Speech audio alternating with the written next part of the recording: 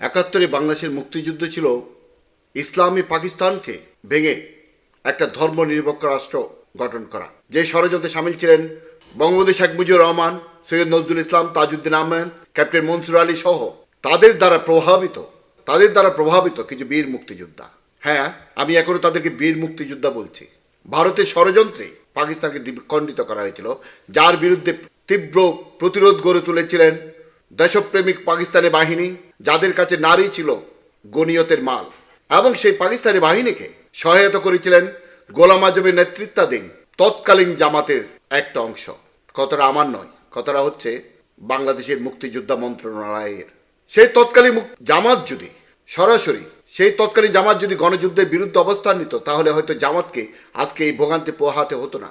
আমি মুক্তিযোদ্ধা মন্ত্রণালয়কে, জনাব ফারুকী আজম বীর বিক্রমকে অনুরোধ করছি, এত ধানায় পারে না করে গোলাম আজমকে একমাত্র দেশপ্রেমিক বীর মুক্তিযোদ্ধা, সেই সাথে নতুন বাংলাদেশের জাতির পিতা ঘোষণা করে সমস্ত মুক্তিযোদ্ধাদেরকে তাদের অধিকার থেকে বঞ্চিত করুন।